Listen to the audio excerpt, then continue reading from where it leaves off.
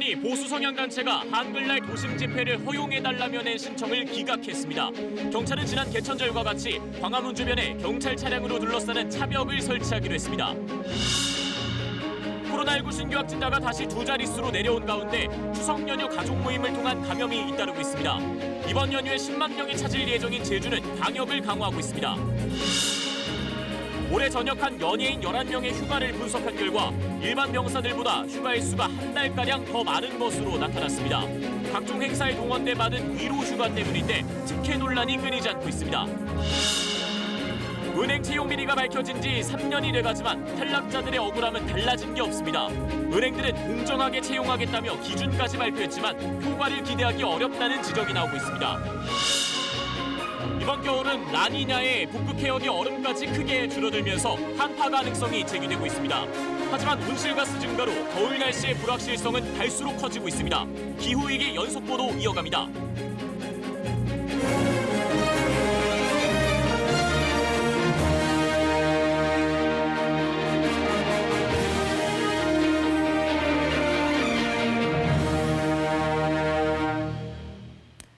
안녕하십니까. 코로나19 KBS 통합뉴스룸 9시 뉴스입니다. 내일 한글날 보수 성향 단체들이 서울 광화문 광장 등에서 집회를 열겠다며 집회 금지 처분에 불복하는 소송을 냈죠. 법원은 개천절에 이어 이번에도 받아들이지 않았습니다. 코로나19 확산을 막는 데 심각한 어려움이 생길 수 있다는 이유에서입니다. 첫 소식 박진수 기자가 전해드립니다. 수만 명이 몰려들었던 광복절, 차벽으로 둘러싸였던 개천절.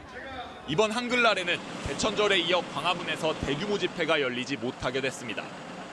서울행정법원은 보수 성향 단체들이 서울 도심에서 집회를 열겠다면 집행정지 신청을 기각했습니다. 법원은 전국 각지에서 집회 참가자가 모이고 참가자들 사이에 밀접 접촉이 불가피하게 일어날 것으로 보인다고 판단했습니다. 집회를 통해 감염이 일어날 경우 경로 파악이 어렵고 확산이 자명해 보인다고 밝혔습니다. 집회 측이 배치하기로 한 30명의 질서 유지인은 충분한 조치로 평가하기 어렵다며 집회 규모에 걸맞은 방역 계획이 수립되어 있지 않다고 지적했습니다. 이에 따라 법원은 집회 금지 통보의 효력을 정지할 경우 코로나19의 감염 예방 및 확산 방지라는 공익을 실현하는데 심각한 어려움이 야기될 수 있다며 8.15 비대위와 우리공화당의 집회 금지 집행정지 신청을 모두 기각했습니다. 이 같은 법원의 결정에 대해 집회 신고 단체들은 내일 집회 대신 기자회견을 열겠다고 밝혔습니다. KBS 뉴스 박진수입니다. 네, 이렇게 보수단체들이 내일 집회를 기자회견 형식으로 대체하기로 했지만 경찰은 지난 개천절과 마찬가지로 내일도 광화문 광장 주변에 차벽을 설치해 만일의 사태에 대비한다는 방침입니다. 이 시각 광화문 광장에 나가 있는 취재기자 연결하겠습니다. 조지현 기자, 차벽이 설치됐습니까? 아직 이곳 광화문 광장 주변에 경찰차는 보이지 않습니다. 하지만 보시는 것처럼 이렇게 철제 폴리스 라인이 쳐져 있습니다. 광화문 광장은 물론이고 주변 도로까지 폴리스 라인이 설치가 됐는데요. 그런데 제가 지금은 이렇게 철제 폴리스 라인을 살짝 치우고 광장 안으로 들어왔는데 내일은 이 폴리스 라인을 철제 끈으로 묶는다고 하니까 광장 안으로 아예 들어올 수 없게 됩니다. 내일은 이 주변에 차벽도 설치가 될 예정인데요. 경찰은 내일도 지난 개천절 때와 유사하게 대응하겠다 이렇게 밝혔습니다. 거기다가 내일은 오히려 지난번보다 집회 참가자가 늘 걸로 예상된다 이렇게 파악됐다고 밝히기도 했는데요. 내일 집회 상황에 따라서 개천절과 마찬가지로 지하철과 버스 등 광화문 인근 대중교통도 제한될 예정입니다. 네, 그런데 지난 개천절 때도 차벽은 너무 과한 거 아니냐 이런 비판이 있었잖아요. 네, 차벽으로 광화문을 완전히 막아서 시민들이 지나가지도 못하게 하는 건 좀 과한 거 아니냐 이런 비판입니다. 감염병 확산 상황을 고려했을 때 불가피한 조치였다 이런 입장과 하지만 집회의 자유를 무시한 지나친 경찰력의 집행이다 이런 입장이 맞서고 있는데요. 오늘 경찰청 국정감사에서도 이 부분이 쟁점이 됐습니다. 억제했고 확산이 되지 않았으며 그리고 국민의 생명권과 안전권을 지키는 데 역할을 했다. 효율적인 대응이었다 이렇게 생각이 듭니다. 전국에 있는 전체 중대를 다 끌고 온 겁니다. 자, 그런데도 가행 대응이 아니라고 보십니까? 자, 187개 중대가 왔는데 대신에 차만 왔습니까? 이런 가운데 진보 성향의 민주사회를 위한 변호사 모임은 오늘 논평을 내고 차벽 설치와 차량 집회 금지 등은 방역과 기본적 인권 보장 가운데서 방역만을 고려한 조치라고 비판했습니다. 결국 코로나19 방역과 집회 및 통행의 자유를 둘러싼 논란은 내일도 재연될 전망입니다. 지금까지 광화문 광장에서 KBS 뉴스 조지연입니다. 네, 코로나19 확진자는 69명 늘었습니다. 하루 만에 다시 두 자릿수입니다. 이 방역당국은 확산 추이를 며칠 더 지켜보고 오는 11일 새로운 거리 두기 방향을 결정하기로 했는데요. 이 추석 연휴 때 개천절 집회처럼 이번 한글날 집회에 엄정 대응하겠다는 것도 같은 맥락입니다. 확산세가 잦아드는 듯 하더니 추석 연휴 끝나고 가족 간 감염 등이 잇따르면서 조용한 전파가 우려되자 지금의 확산세가 꺾여야 거리 두기 단계도 조정할 수 있다는 겁니다. 이어서 양민철 기자가 보도합니다. 추석 연휴 때 모임을 가진 대전의 일가족이 코로나19에 확진됐습니다. 지난 1일 경북 예천으로 함께 벌초를 다녀왔는데 그제 70대 남성이 먼저 확진됐고 이후 일가족 8명이 잇따라 감염됐습니다. 경북 예천이 오랜 기간이잖아요. 그렇게 해서 밥을 같이 먹었고 하여간 그날 행동이 거의 같이 했다고 보면 돼요. 방역당국은 이 남성이 앞서 확진된 지인과의 만남을 통해 감염된 것으로 보고 있는데 이 지인 역시 지난달 30일에 친인척 간 식사 모임을 통해 전파된 것으로 역학조사 결과 확인됐습니다. 역시 추석 연휴 동안의 모임이었던 경기 화성시 가족 모임에서도 참석한 8명 가운데 모두 6명이 확진됐습니다. 화성시에서 이 다른 지역에 거주하시는 이제 일가족분들과 같이 이제 모였었던 그런 가족 모임이 있었고요. 추가적인 전파가 여기에서 일어난 것으로 확인을. 경기도 고양시에서도 같은 세대에 함께 사는 가족 7명이 모두 양성 판정을 받았습니다. 이처럼 추석 연휴 이후 가족 모임을 통한 산발적 감염이 잇따르면서 지역사회 내 조용한 전파가 현실화되고 있습니다. 정부가 개천절 집회에 이어 이번 한글날 집회에도 강경 대응을 예고한 이유입니다. 불법 집회 주최자와 참여자를 고발하는 것은 물론 확진자가 발생할 경우 손해배상도 청구한다는 계획입니다. 예측할 수 없는 다중의 사람들이 방역수칙을 지키지 않을 때 위험 요인이 증가하는 것으로서 정부는 확산세를 주말까지 지켜본 뒤 오는 일요일에 거리두기 단계 조정 여부를 결정할 예정입니다.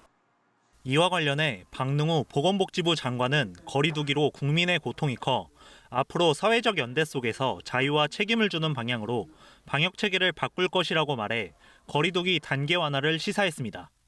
KBS 뉴스 양민철입니다. 네, 이런 가운데 한글날 연휴에 제주를 찾는 사람이 10만 명에 이를 걸로 예상됩니다.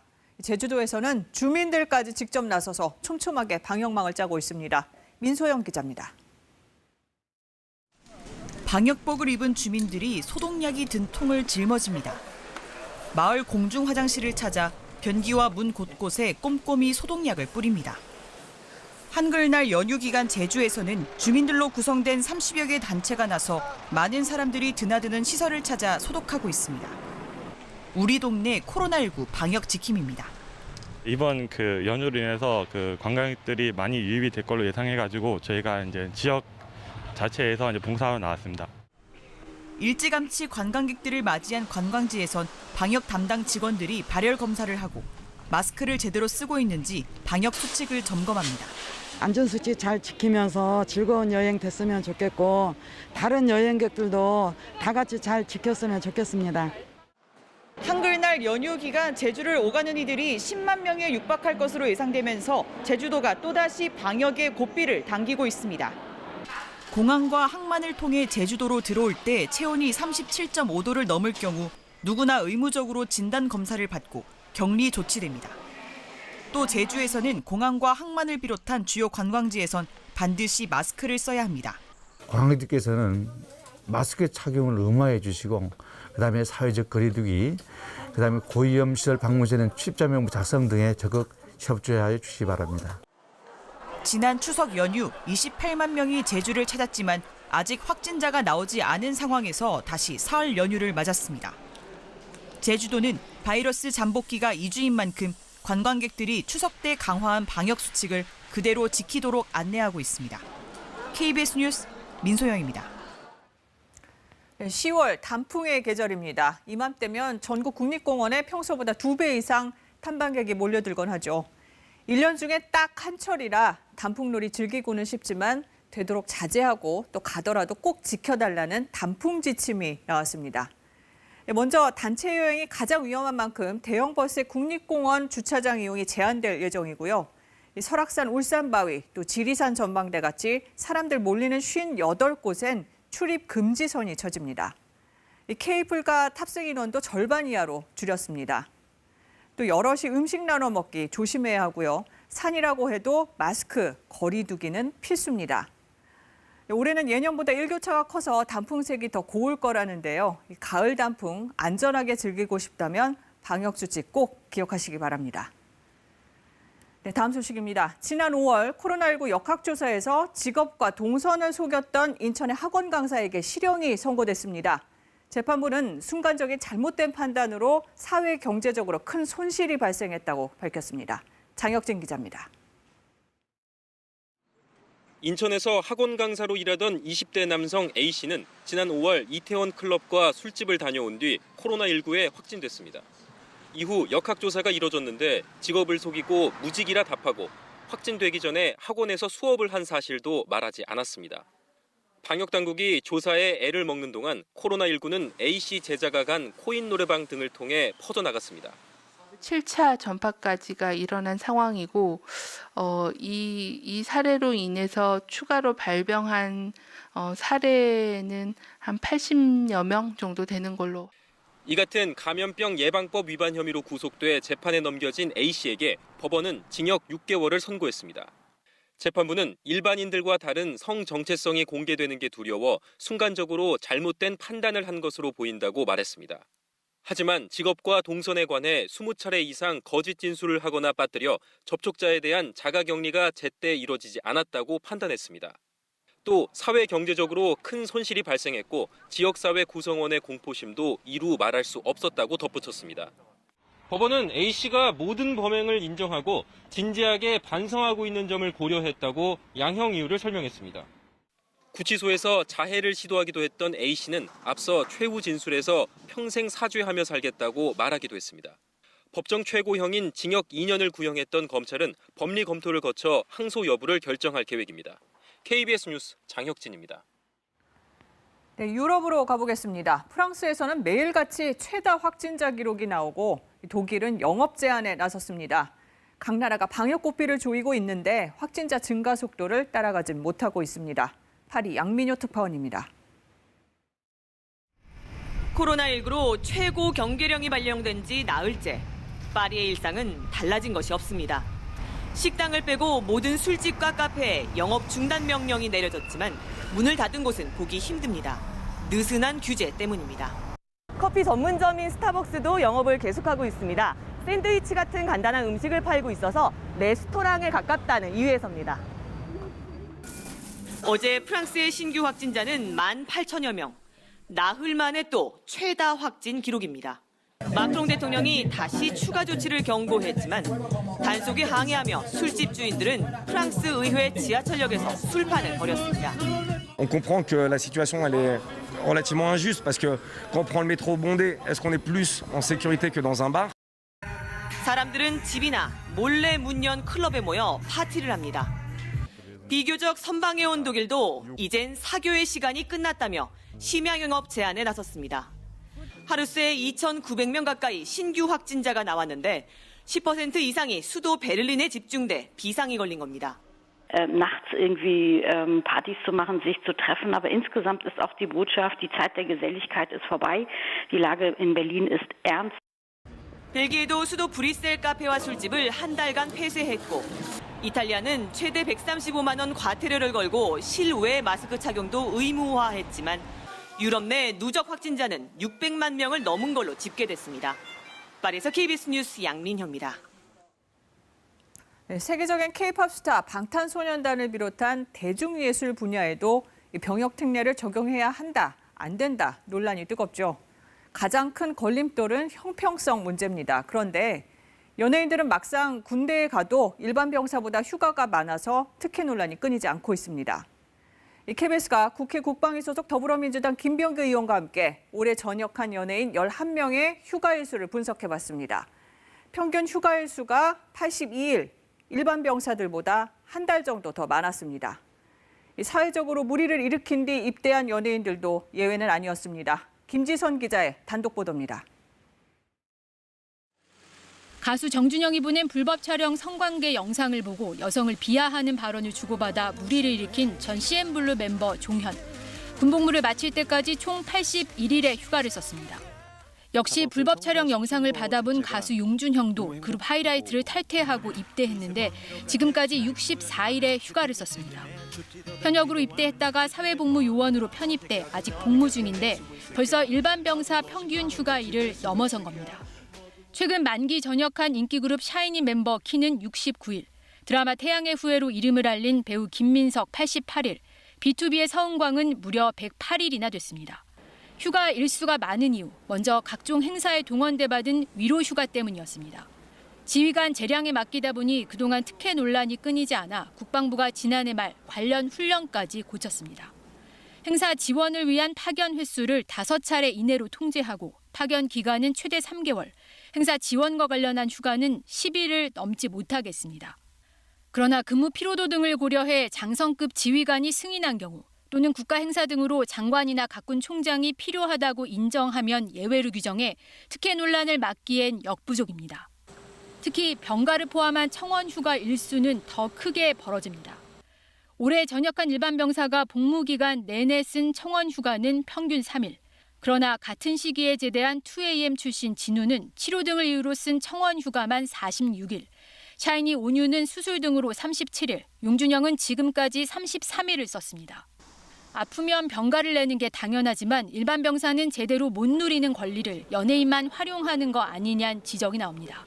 유독 연예인 병사들한테 관대한 것도 사실입니다. 그게 결과로 나타나고 있거든요. 사실 기준이 똑같아야 되겠죠. 똑같은 24시간을 군에 복무하는 거지 않습니까? 국방부는 연예인 병사들의 청원 휴가가 관련 서류를 제출받아 적법하게 이루어졌다면서도 구체적인 내용은 공개하지 않았습니다. KBS 뉴스 김지선입니다. 1조 6천억 원대의 피해가 발생한 라임 사태의 핵심 인물이죠. 김봉현 전 스타모빌리티 회장이 법정에서 강기정 전 청와대 정무수석에게 5천만 원을 전달했다는 취지의 증언을 했습니다. 강 전 수석은 완전한 사기, 날조라면서 법적 대응을 예고했습니다. 정재우 기자가 보도합니다. 횡령 등의 혐의로 구속된 이모 전 스타모빌리티 대표 공판에 증인으로 출석한 김봉현 전 회장. 라임 사태 무마를 위해 금융감독원을 상대로 한 로비 과정을 증언하던 중 강기정 전 청와대 정무수석에게 금품이 건네졌다는 진술을 했습니다. 김 전 회장은 지난해 7월 27일 이 전 대표로부터 청와대에 가서 강기정 당시 정무수석을 만나고 오겠다는 연락을 받고 그날 저녁 한 호텔에서 5만 원권으로 5천만 원을 쇼핑백에 담아 전달했다고 주장했습니다. 이 전 대표가 그 돈을 강 전 수석에게 전달하겠다고 했느냐는 검찰 질문에는 그런 명목으로 쓰겠다고 해 다 넘어가지는 않더라도 넘어가겠구나 생각했다고 답했습니다. 실제 금품 전달 여부에 대해서는 이 전 대표가 인사하고 나왔다면서 금품을 전달했다는 취지로 이해했다고 말했습니다. 금품 전달자로 지목된 이 전 대표는 광주 MBC 사장 출신으로 김 전 회장에게 정치권 인사들을 소개해준 것으로 전해진 인물입니다. 이 전 대표 변호인은 지난달 열린 첫 공판에서 김 전 회장 진술이 유일한 근거인데 피고인은 돈을 건네준다는 명목으로 김 전 회장에게 돈을 받은 게 없고 청와대 수석에게 돈을 준 적도 없다며 혐의를 부인한 바 있습니다. 김 전 회장의 법정 발언에 대해 강 전 수석도 사실무근이라며 강하게 반발했습니다.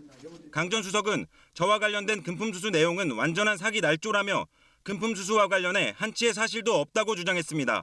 그러면서 할 수 있는 모든 법적 대응을 강력하게 취하겠다고 밝혔습니다. KBS 뉴스 정재우입니다. 로펌에서 활동 중인 퇴직 공무원, 즉 전관 수백 명에 대한 감시 체계가 허술하다는 점 어제 집중적으로 짚어봤습니다.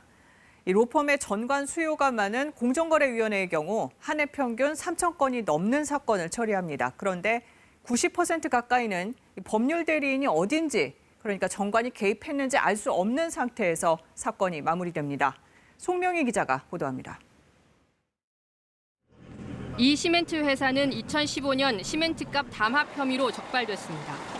공정위는 당초 과징금 436억 원을 부과했는데 나중에 절반인 218억 원으로 감경했습니다. 적자 상태라며 허위 재무제표를 공정위에 제출했다가 감사에 적발됐는데 김앤장 소속 전관이 연루된 거로 확인됐습니다.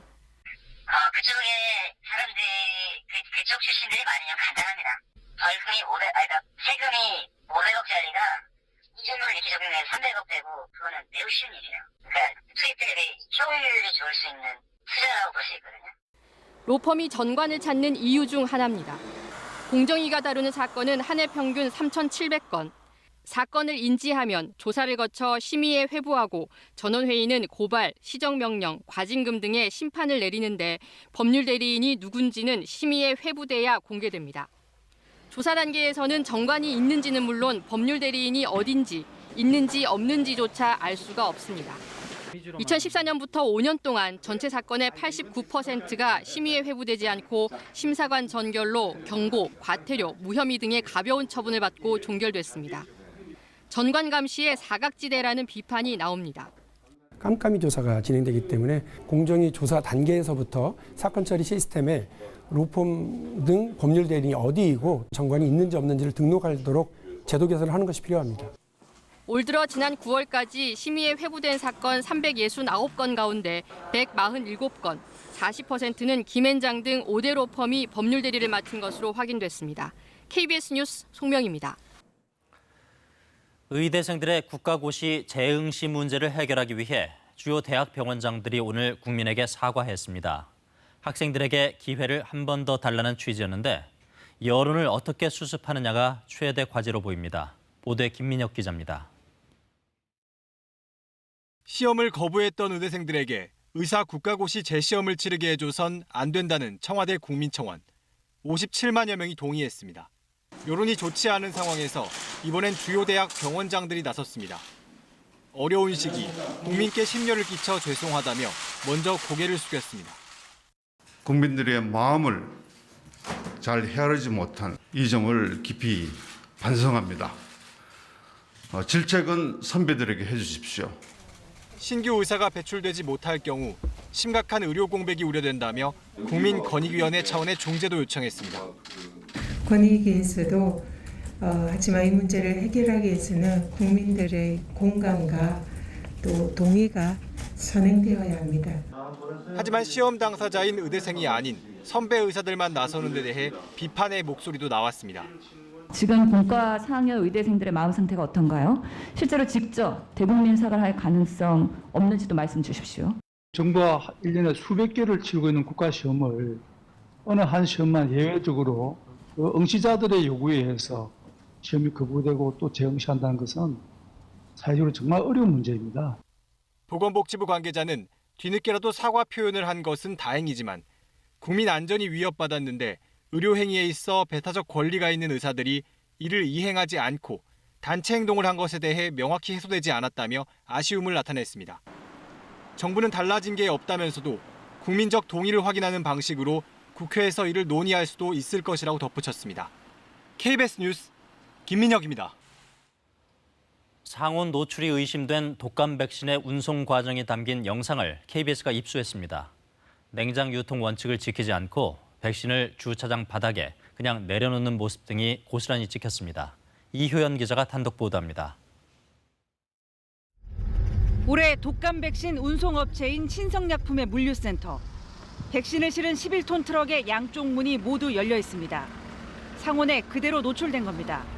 운송 대기 중인 백신은 도로 위에 쌓여 있고 백신을 옮기는 과정에도 백신 상자를 그냥 바닥에 내려놓습니다. 동물약품 이런 것은 날라봤어도 올해 처음 했는데요. 그 백신 날라는 것들. 밥 먹을 때 이렇게 시동을 한번 껐고. 국회 보건복지위원회 소속 강기윤 의원이 KBS에 제공한 운송 트럭의 자동 온도 기록지입니다. 오전 8시 7분부터 30분간 냉장차의 온도는 12.6도씨에서 17.7도씨였습니다. 백신이 얼 수 있는 영하의 온도에 노출되기도 했습니다.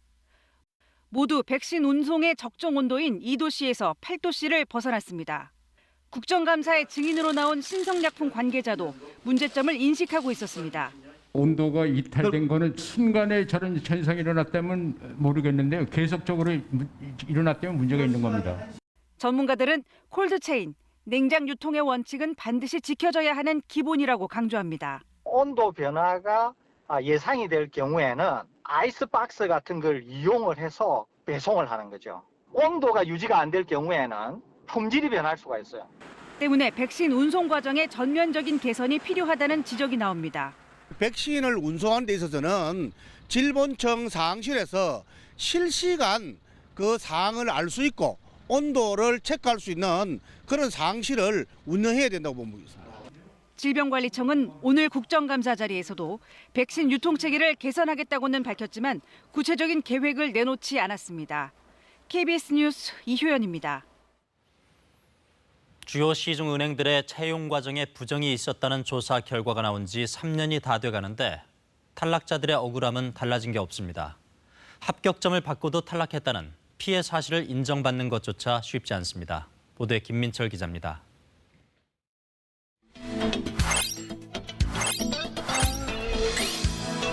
만약에 그 부정 채용자들이 없었으면 내가 앞순이었으면 그 합격권에 들어갈 수 있지 않았을까 생각해요. 3년이 흐르고 올해 초 대법원 판결도 나왔지만 달라진 건 없습니다. 가장 힘든 건 피해자란 사실을 인정받을 수 없다는 겁니다. 피해자라 생각하지만 은행은 아니라고 주장하고 있고요. 은행과 싸워도 이길 가능성이 높지 않으니까 그런 점이 제일 힘들어요. 4년 전 하나은행 임원 면접에서 합격점을 받고도 탈락한 B씨. 이른바 스카이 대학을 나오지 않아 떨어졌다는 걸 뒤늦게 알았습니다. 전반적으로 그 사건 경위에 대해서 물어봤고요. 이런 일로 불합리한 결과를 만들어진 걸 원치 않는다. 또 다른 탈락자는 올해 5월 민사 소송까지 냈는데 하나은행은 대학 간 균형을 고려한 것일 뿐 차별은 아니며 민간 기업 인사 담당자의 재량이라는 입장을 법원에 전달했습니다. 그러나 당시 면접 점수표를 보면 출신 대학에 따라 합격 여부가 갈렸던 만큼 명백한 차별이라는 게 피해자 측 입장입니다. 출신 학교를 이유로 합격자에서 탈락시키더라도 그건 자기네들 재량 범위 안에 있는 거다. 피해자한테는 또 한 번 이게 상처를 주는. 은행들은 원론적인 답변만 반복합니다.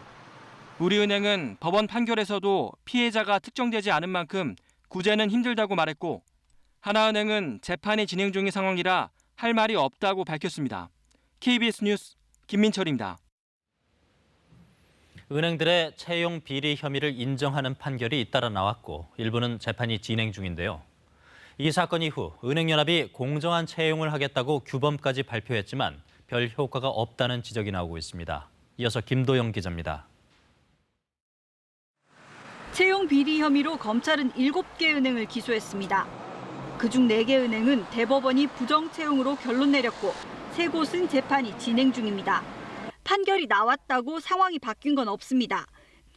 4개 은행에 대한 재판이 마무리됐는데 부정 채용이라고 결론이 난 61명 가운데 41명이 아직도 은행에 다니고 있습니다. 재판 중인 3개 은행은 부정 채용이 의심되는 합격자 가운데 재직자의 수조차 확인해주지 않고 있습니다. 일부 퇴사자가 있긴 한데 부정 입사 문제로 인한 공식 조치는 아니었습니다. 채용 신뢰도에 흠집이 나자 2018년 은행연합회는 청탁을 금지하는 내용 등을 담은 채용 모범 규준을 내놨습니다. 그러나 자율 규제일 뿐 강제 규정은 아닙니다. 자율적으로 정했다 하더라도 그 규준이 정해져 있으면 그 규정이 이행되는지 안 되는지에 대해서는 금감원의 관리감독 권한이 있다고 저는 봅니다. 금융감독당국은 법적 근거가 없는 만큼 채용 문제는 권한 받기라는 말만 되풀이합니다. 국회에서 기업의 부정 채용 문제를 전담할 법안을 준비 중인 이유입니다. 부정 합격자에 대해서는 채용을 취소하고 그리고 피해 입은 구직자에 대해서는 은행이 의무적으로 구제할 수 있는 채용비리 특별법 제정이 지금 절실한 상황이다. 5대 시중은행의 공개 채용 절차가 진행 중인 가운데 다음 주 국정감사장엔 우리은행 부행장과 금감원 실장 등이 채용 비리 관련 증인으로 출석합니다. KBS 뉴스 김도영입니다.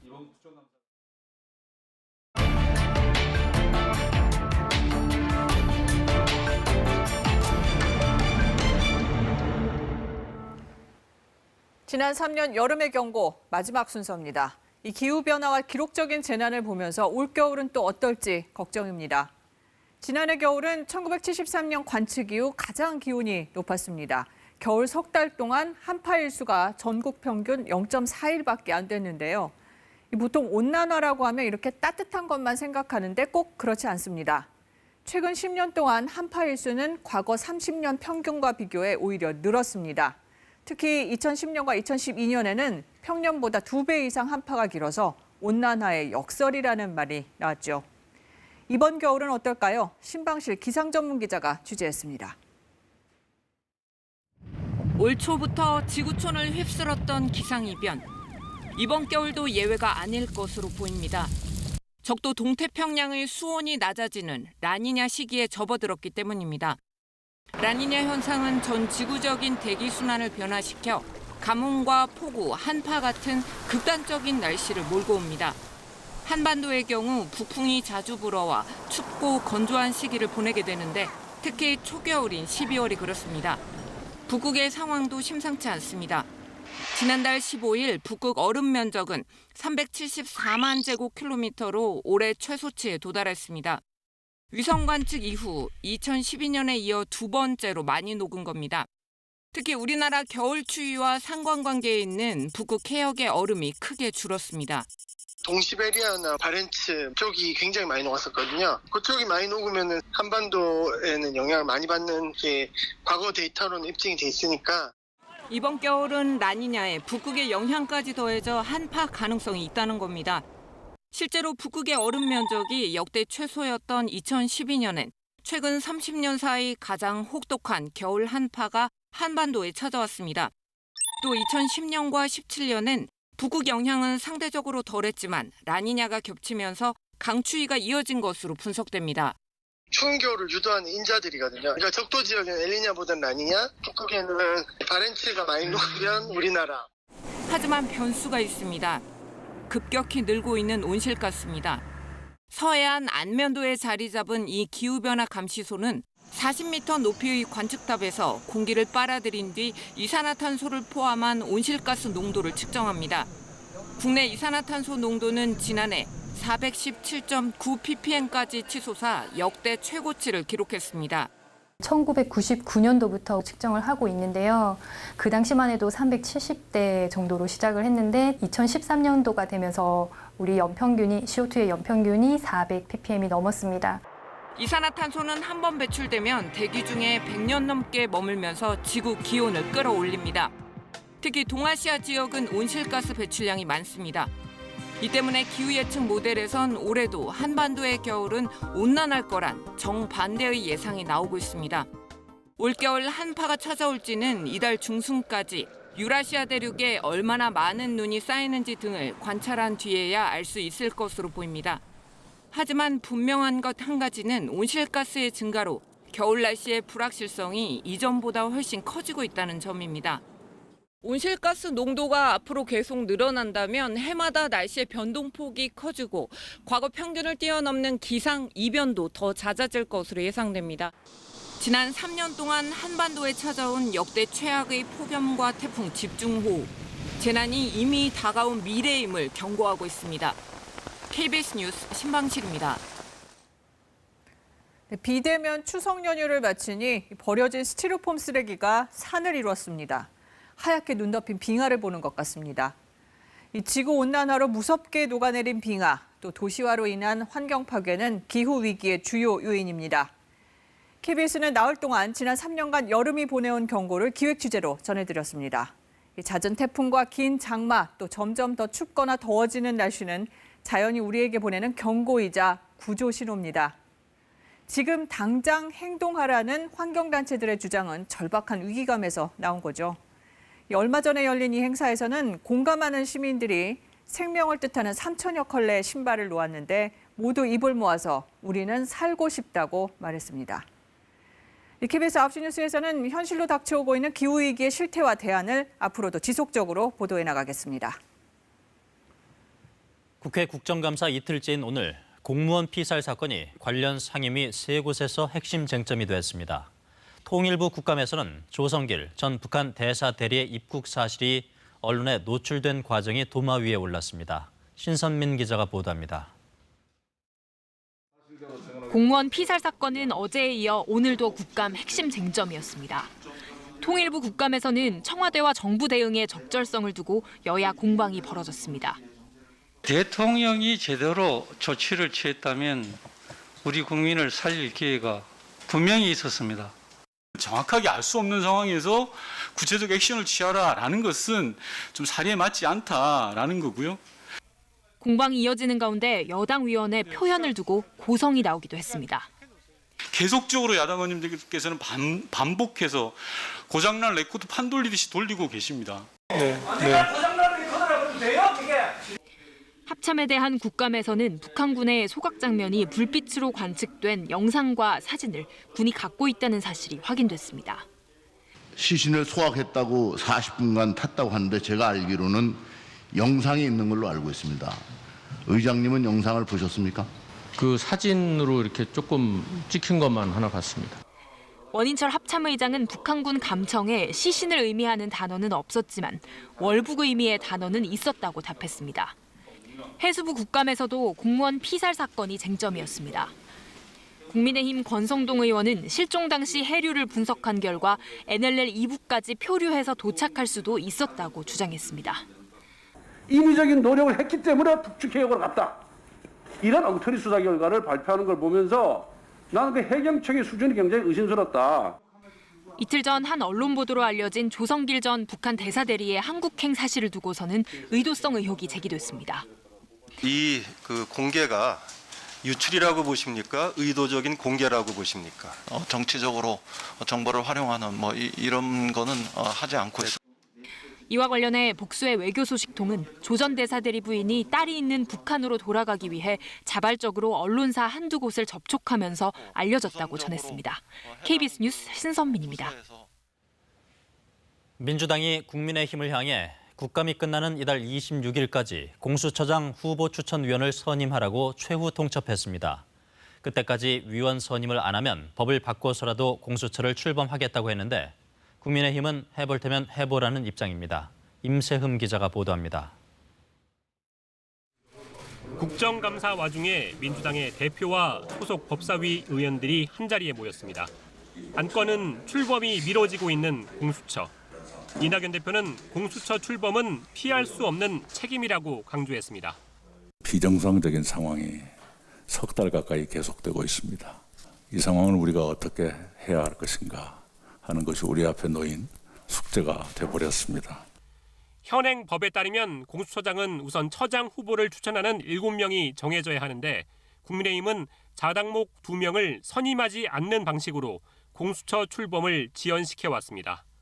민주당은 국정감사가 끝나는 26일까지도 국민의힘이 추천위원을 내지 않으면 법의 관련 규정을 바꾸겠다고 압박했습니다. 공수처법 개정안을 즉각 처리할 수밖에 없다라고 하는 이 통첩성의 이 말씀을 드릴 수밖에 없다. 추천위원 4명을 여야가 아닌 국회가 선임토록 바꾸는 법안이 제출돼 있는데 이런 방향으로 법을 개정해서라도 공수처를 출범시키겠다는 겁니다. 최후 통첩을 받아든 국민의힘은 발끈했습니다. 주호영 원내대표는 못 참겠으면 밟고 가라. 우린 당하겠다고 말했습니다. 민주당의 부동산 3법 강행 처리를 들며 독재 프레임으로 반박하겠다. 민주당이 역풍을 맞을 것이다. 이런 판단인 것으로 풀이됩니다. 다만 주 원내대표는 추천위원 선임은 해보는 데까지 하겠다고 했는데 전희경 전 의원을 검토한 것으로 알려졌습니다. KBS 뉴스 임세호입니다.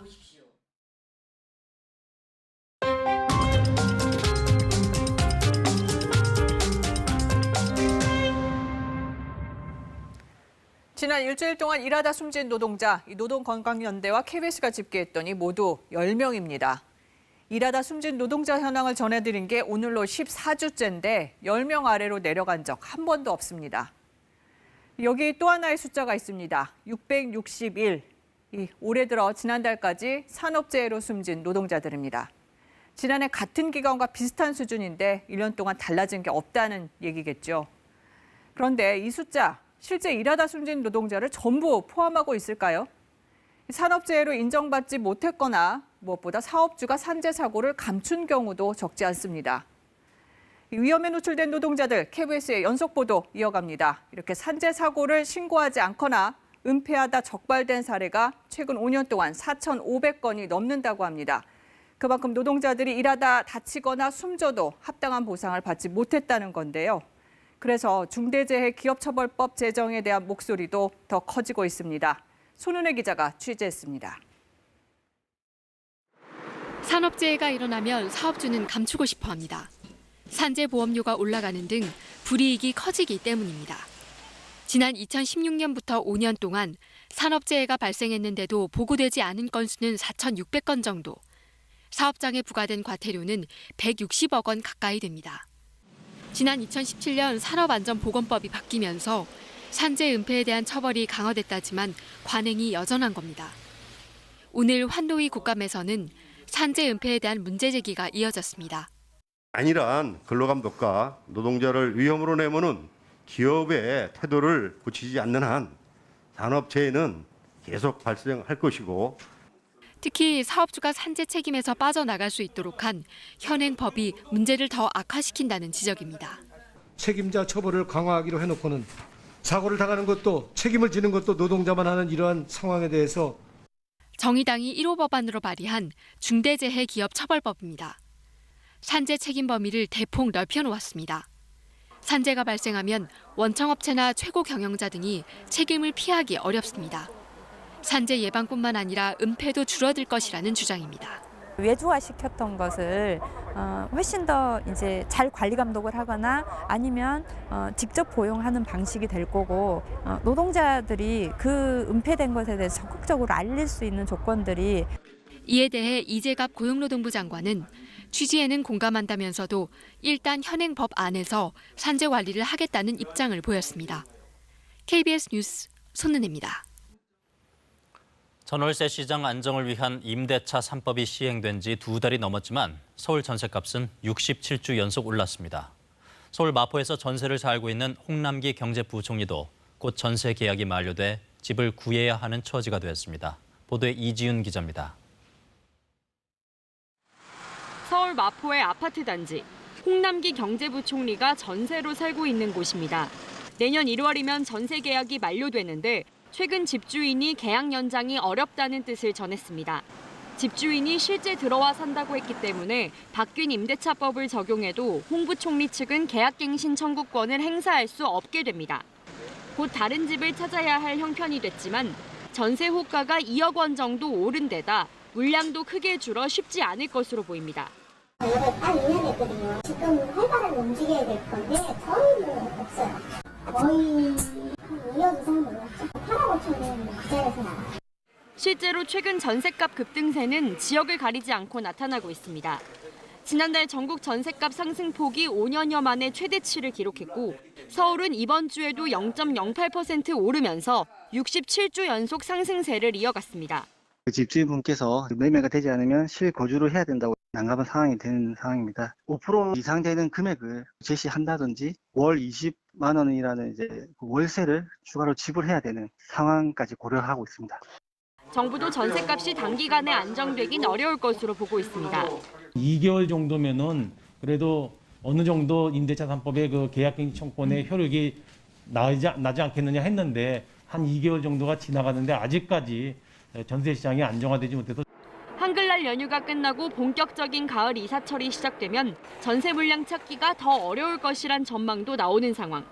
정부는 상황에 따라 추가 대책을 고려하겠다고 밝혀 새로운 규제 가능성도 내비쳤습니다.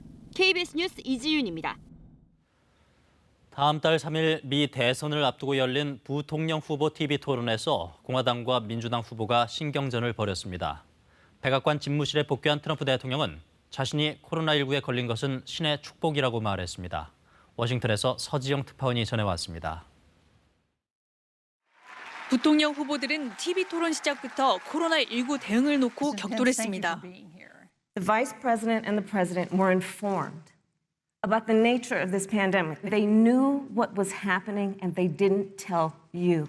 The American people deserve to know Joe Biden opposed President Trump's decision to suspend all travel from China. 백신을 놓고도 신경전을 벌였습니다. But if Donald Trump tells us that we should take it, I'm not taking it. Stop playing politics with people's lives. 중국과의 무역 전쟁에서 졌다는 해리스 상원의원의 비판에 펜스 부통령은 바이든은 중국 공산당의 치어리더였다고 반격했습니다. 그러나 두 후보 모두 민감한 주제는 비껴갔습니다. 대통령 후보가 고령인 만큼 유고시 비상대응을 묻는 질문에 선거에서 이길 것, 최초의 유색인종이자 흑인이라며 화제를 돌렸습니다. 투명 칸막이를 사이에 두고 열린 부통령 후보 토론은 첫 대선 후보 TV 토론에 비해 비교적 차분하게 진행돼 펜스 머리 위에 앉았던 파리가 화제가 될 정도였습니다.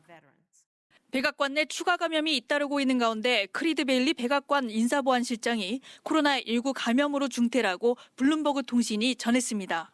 트럼프 대통령 이에 아랑곳하지 않는 모습입니다. 트윗 영상을 통해 리제네론의 항체 치료제를 언급하며 미국인도 같은 치료를 받게 될 것이라고 말했습니다.